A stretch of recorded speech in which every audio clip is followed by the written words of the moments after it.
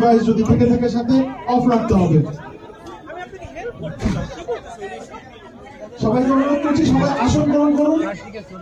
Captain হিসেবে রাফিকে দারুণ পছন্দ করেছেন নায়ক শাকিব খান। তার নির্দেশনায় নতুন সিনেমার প্রস্তাব পেয়ে তাই বিলম্ব করেননি, সঙ্গে সঙ্গে ইয়েস বলে দিয়েছেন। শিগগিরই শুরু হবে নতুন সেই সিনেমার শুটিং। বাংলার মানুষ সেই সিনেমা উপভোগ করতে পারবেন ঈদে। নতুন সিনেমার নাম ঠিক হয়নি, তবে চিত্র নাট্যকারকে গল্প বুঝিয়ে দিয়েছেন পরিচালক রায়হান রাফি। এবারও তিনি দায়িত্ব দিয়েছেন তুফান ছবির চিত্র নাট্যকার আদনান আদিব খানকে। বড় পর্দার জন্য একেবারে নতুন এক গল্প তৈরি হবে তার হাতে। ছবি প্রসঙ্গে জানতে চাইলে রায়হান রাফি আইটিভি বাংলাকে বলেন, আমার কাজ সিনেমা বানানো, আমি সিনেমা বানাচ্ছি, তবে সেটা কবে কার সঙ্গে এটা এখনো বলতে পারছি না। শাকিব ভাই বড় তারকা, তার সঙ্গে ছবি কেনা করতে চায়, আমিও করব। ঈদ উল আজহায় মুক্তি পাবে রাফির নতুন সিনেমা, সেটি হতে যাচ্ছে তুফানের চেয়ে বড় কাজ।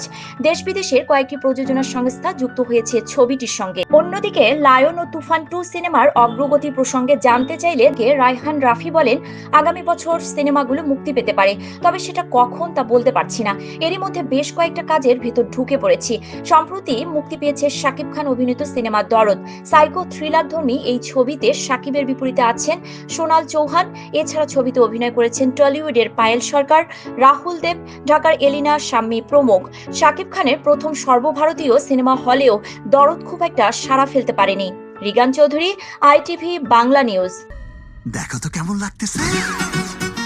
তুমি তো বললে থানায় গিয়ে সব দোষ স্বীকার করবে। জান, স্যারেন্ডারি যখন করব তখন ভিলেন সেজে হিরো সেজেই করব।